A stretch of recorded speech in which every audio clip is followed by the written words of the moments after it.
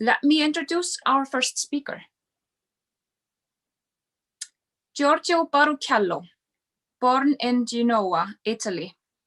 Giorgio Baruchello is an Icelandic citizen and works as a professor of philosophy at the Faculty of Humanities and Social Science of the University of Akureyri, Iceland.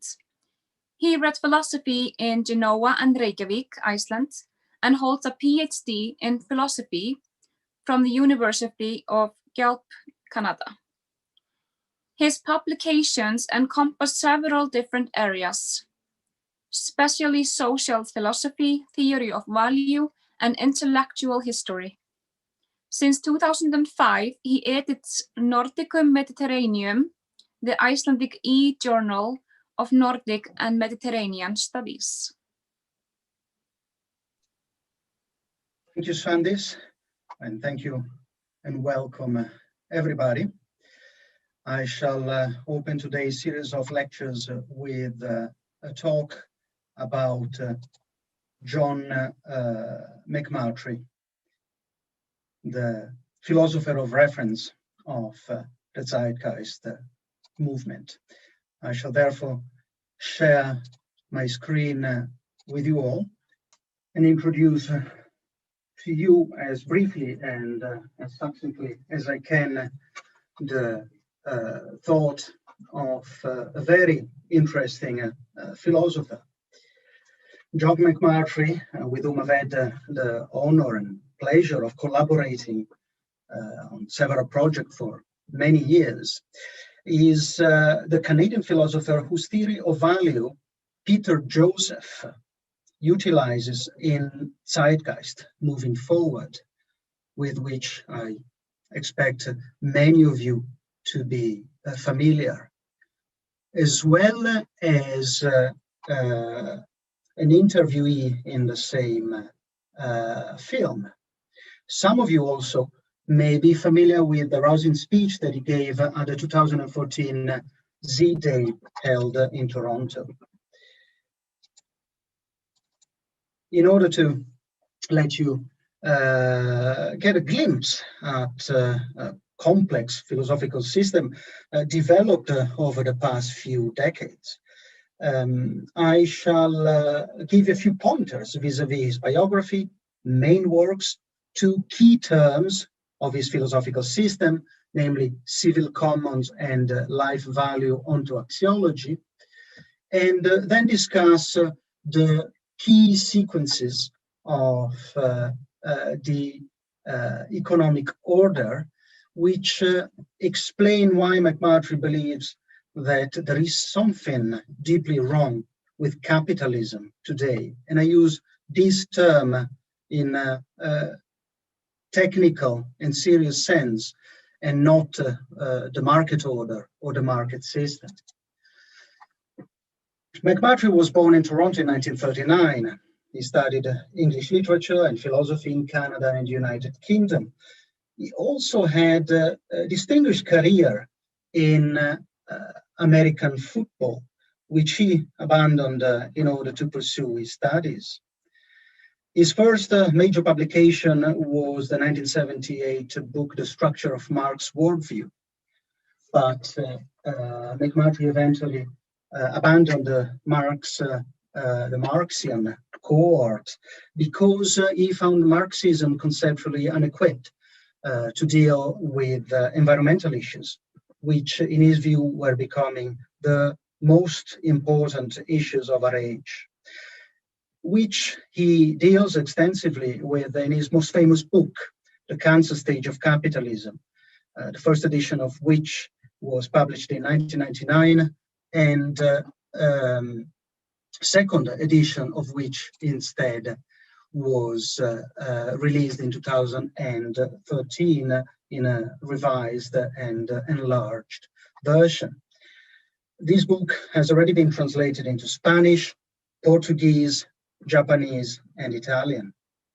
Also, McMurtry served as honorary team editor for UNESCO's Encyclopedia of Life Support Systems in the first decade of the new century. And this encyclopedia is to date the largest online repository of information on sustainable development. As regards the first notion that I am to tackle, to give you this brief introduction to McMurtry's philosophy, let us look at civil commons, which is the concept developed by McMurtry in the 1990s that has spread the most in today's human, social, and medical sciences. It looks at life condition from a social standpoint, devoid of atomistic individualism and presupposed market rationality, and refers to all those institutions that communities establish, whether tangible or intangible, that is physical or mental, material or symbolic, so as to allow all of their members to have access to vital goods and services should they need them. And at some point, everybody needs them. The concise definition is all social constructs that enable universal access to life goods. And it is fairly abstract, I must admit. But after all, the game we are playing here is philosophy. The concrete examples, however, are legion. And they are not vague. They are something that we are surrounded with, or that we were in past history, and that have allowed, and on occasion are still allowing, for life to be and possibly to flourish. They range from the nature of language, the air we breathe, the common fire, universal health plans, and the World Wide Web, to clean water, the Tao of Oriental philosophy, community fish habitats, public broadcasting, and so on. As regards the second key term or key notion, that is life value ontoaxiology. I admit it is not the catchiest phrase, but it is nonetheless the name of McMurtry's theory of value, which Peter Joseph adopts and utilizes in Zeitgeist moving forward. This theory of value acknowledges life as the fundamental precondition for all that is of value, hence that which has supreme value above all else. Life being understood as three main planes of being, or ontological planes, as we would say in the jargon of philosophy, namely thought, that is cognitive activities such as memory and understanding, felt being, that is the infinite inner domain of personal experience, and biological motility, that is environmental and physical well-being. In essence, by developing this theory of value, McMurtry accomplishes a traditional goal of philosophy, namely distinguishing good from bad. And all that is good is said to promote, in one way or another, knowledge and understanding, emotional well-being and openness to experience, or health and the environmental conditions that facilitate the acquisition and or the maintenance of health. Focusing on life, its modes of being, its preconditions and ranges, is what allows McMurtry to get an insight in what is troubling with today's economic systems. And in order for us to enter and grasp what McMurtry is saying, we have to take a step back and look at the first two formulas on this slide. You can see at the very top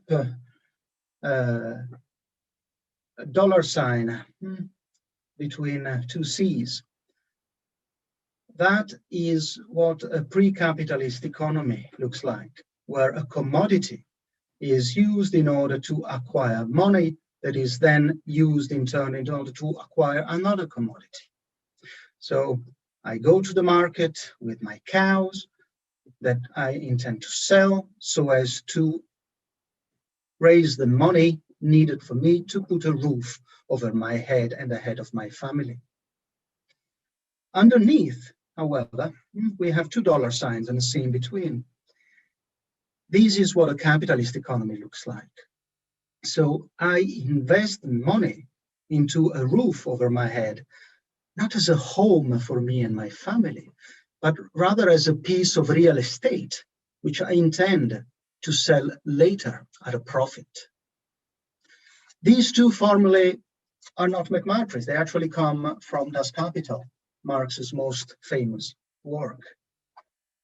What is originally McMurtry's that he started looking at commodities and realizing that vis-a-vis life, understood as thought, felt being, and biological motility,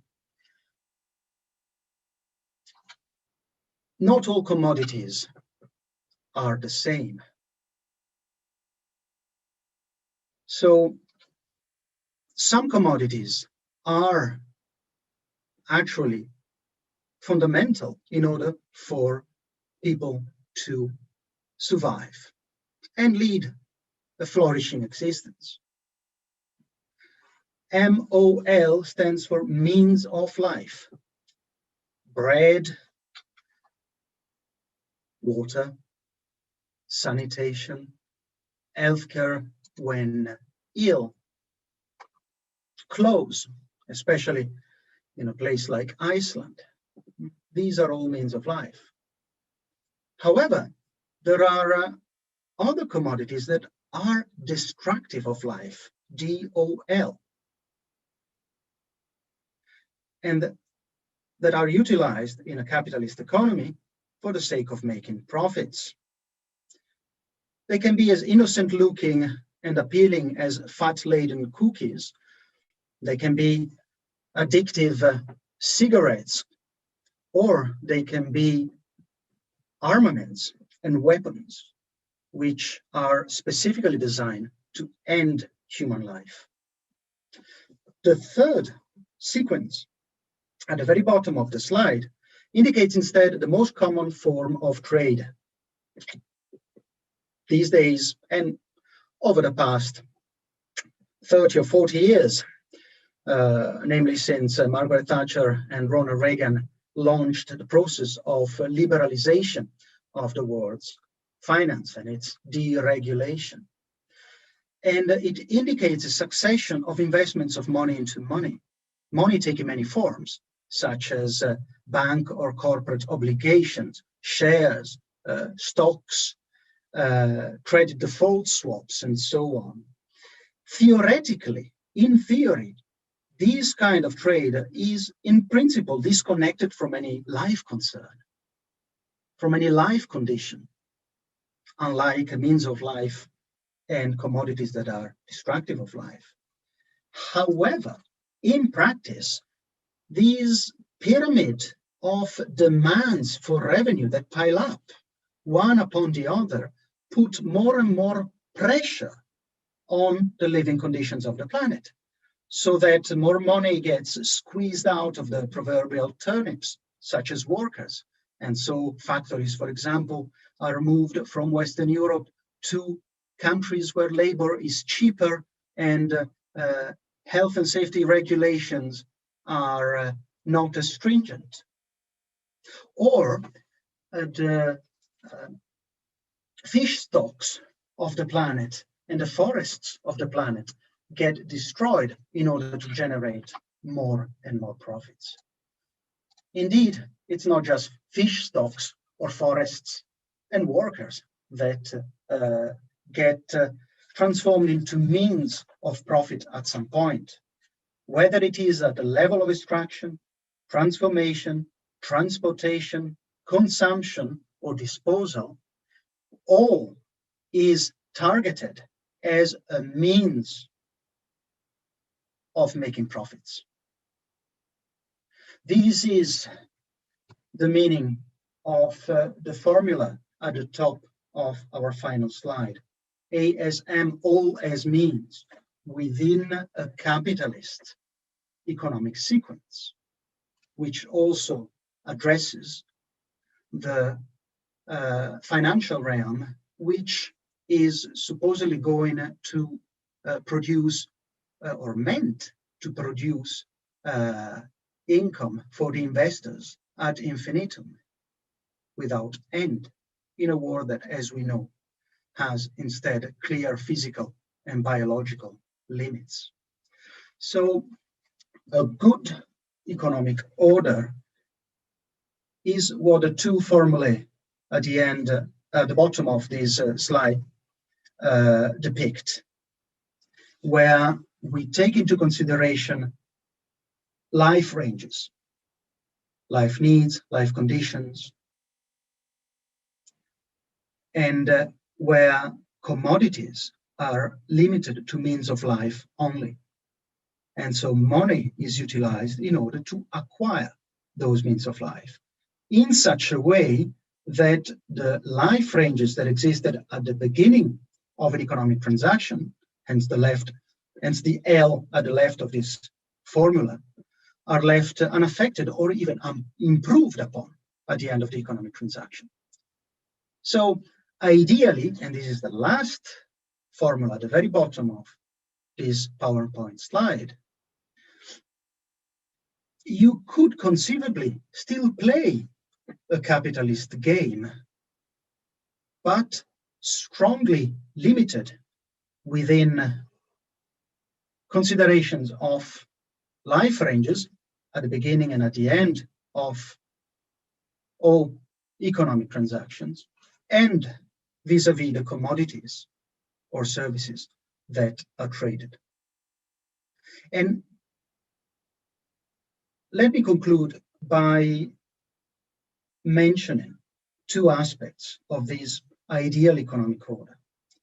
On the one hand, as regards the commodities, thinking about what commodities and services imply for life means that you can distinguish between economic goods that are actually good and economic goods that are actually bad, because economists and economics don't distinguish that. In fact, they call armaments and cigarettes goods.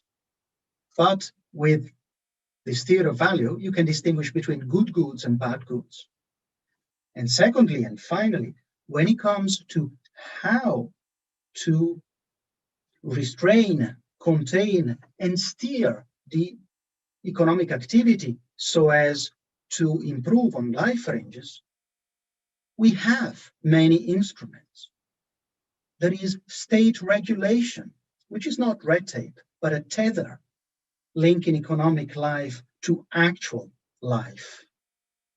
There is consumer choice and advocacy.